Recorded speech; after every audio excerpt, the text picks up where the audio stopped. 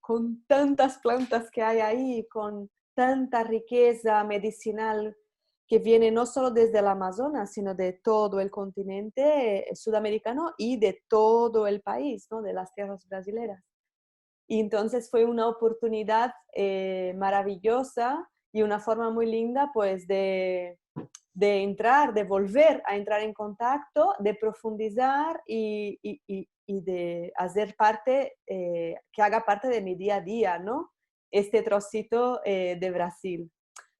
También creo que es muy, muy importante lo que has dicho y de eso también estoy muy agradecida y creo que de estos valores tan seres humanos, de esos valores tan humanos que parece, a veces nos consideramos humanos, todos nos consideramos humanos, lo que en realidad para mí ser humano es un aprendizaje, ¿no? Vamos aprendiendo a ser humanos.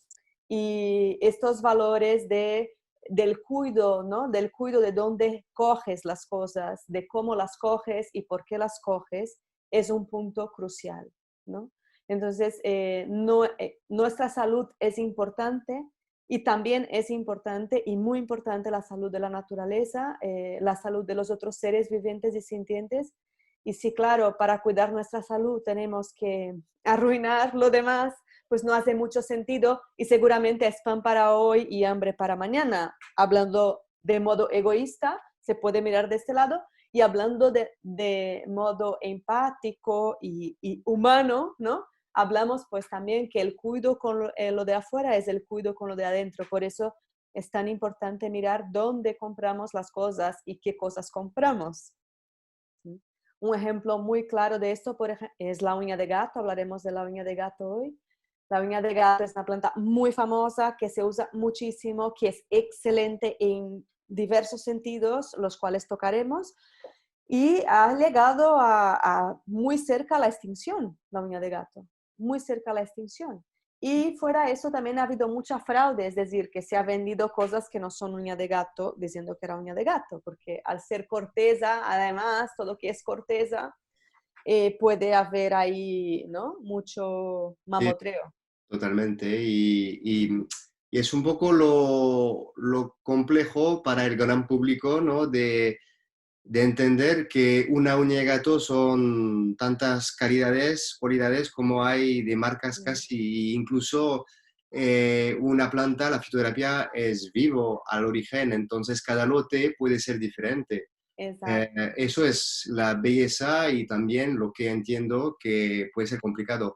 Pero a mí, yo creo que está bien así. Es que al final no tiene que... Nosotros también cambiamos siempre, ¿no? O sea, todo cambia y está en movimiento, nada es estático, claro. Sí, sí, totalmente.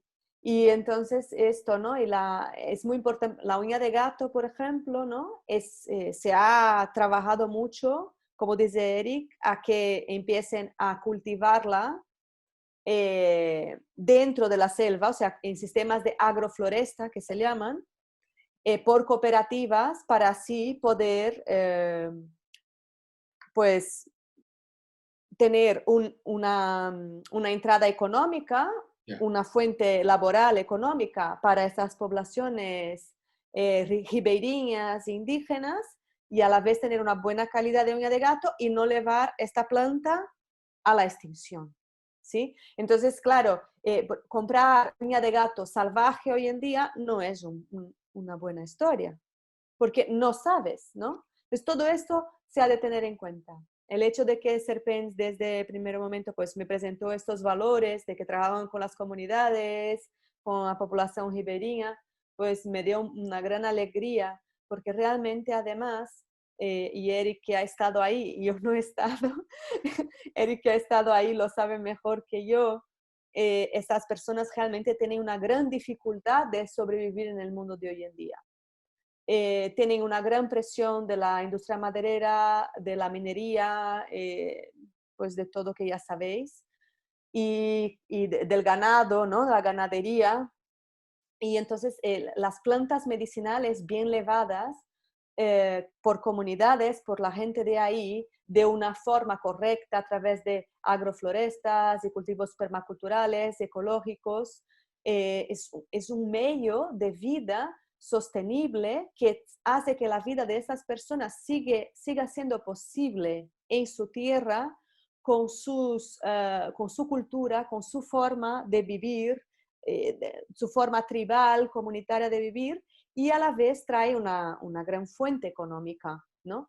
Que realmente es mejor incluso que el turismo, porque vamos a ver, el turismo abarca problemas cuando es masivo, ya sabemos todos. Entonces, realmente apostar por la fitoterapia amazónica sostenible es ecología, es respeto, es empatía y es una forma realmente de elevar a que la vida siga siendo ahí de forma respetable y honorable, ¿no? Para mí eso es un punto importantísimo, ¿no? De hecho, creo que hoy por hoy es la única forma de que el Amazonas siga viva y que estos pueblos sigan vivos, porque estamos realmente en un punto bastante crítico, ¿no? En la secuencia. Bueno, pues sin más, vamos a empezar aquí en estos primeros, a ver si puedo un momentito, aquí, vale. Ok, ¿podéis ver la... Sí, ¿Sí? ¿Se ve bien? Vale, sí, sí, sí, fantástico. perfecto. Vale, pues la sabiduría indígena es esencial para identificar, catalogar y aprender a utilizar la biota tropical. Si las tribus desaparecen, sus conocimientos desaparecerán con ellos. La prevención de estos grupos en su medio representa una oportunidad económica muy significante para el desarrollo de la nación, ¿no? Y Y no, no un lujo. Y esto es para mí, yo creo que esto he cogido del libro de Rainforest, este tramo, y de Robert Goldland, y me parece pues una quote muy importante y algo tener en consideración mientras vayamos viendo las plantas y pensando en lo que es la medicina amazónica, ¿sí? Pensar que... solo una Sí, cosa, Talita, que mm, este punto que dices tú antes, yo creo que es fundamental. Yo creo que vivimos un momento complicado, pero que al final hay una voluntad, o, es voluntad o no, pero de ir hacia una cierta uniformidad, ¿no? Todos quieren que seamos consumidores, que consumamos la misma cosa, que seamos todos números, que sean la seguridad social o lo que sea. Yo creo que la fitoterapia amazónica hace parte de la diversidad que la naturaleza misma busca en su día al día. Cualquier persona que ha tenido un huerto sabe que para tener un terreno y un huerto interesante, la naturaleza quiere diversidad. Entonces, lo que has dicho tú antes sobre la sabiduría esta que se transmite, creo que es patrimonio de la humanidad y que es importante transmitirlo. Por eso organizo este webinar, entre otras. Pero es muy importante que vosotros que nos estáis escuchando, que sepáis que existe una fitoterapia amazónica que ha sido usada durante centenares de miles de años y que puede seguir usándose hoy en día. Y esto yo creo que hace parte de la diversidad que tenemos que mantener, porque ayer yo vi una cifra, ¿no?, que decían que ha desaparecido en 40 años 68% de la fauna y flora desde que el mundo es mundo que conocemos. Eh, mm. entonces, perdón por la No, pequeña... no, es muy importante eso, sí, Y yo sí. creo que sí, que al final la fitoterapia amazónica, mucha gente me va a decir, pero ¿por qué la Amazonía, no? O porque, pues, el café que tomamos por la mañana no viene del huerto de Europa, viene de otro lugar del mundo. Siempre ha sido así. Y que es muy importante esta diversidad, incluirla en nuestro día al día. Perdón. Sí, esto, cogiendo esto que acabas de decir, otro punto que veo importante, ¿no? Con las plantas en general, inclusive las amazónicas, y es como a nivel tribal se utiliza, y no a nivel tribal, cuando hablamos tribu, pues pensamos en los indígenas, ¿no? Pues de Brasil o una tribu africana, pero en realidad aquí también habían las tribus ibéricas, ¿no? Las tribus pirinaicas, es decir, también se vivía en tribu, que el concepto tribu viene a decir pequeñas comunidades. Y también podemos hablar de los pequeños pueblos y de la vida antaño en los pequeños pueblos. los seres humanos siempre han vivido con las plantas y el uso de las plantas es a base diaria. No es como, mucha gente digo, estaría bien que tomaras esta planta en su día a día, ¿no? Y dice, pero es que yo no estoy enfermo. Es que no necesitas de estar enfermo para tomar la planta, por eso la tomas, para no enfermarte. Hay un punto muy interesante que es que a nivel genético, ahora con el tema de la epigenética, ¿no?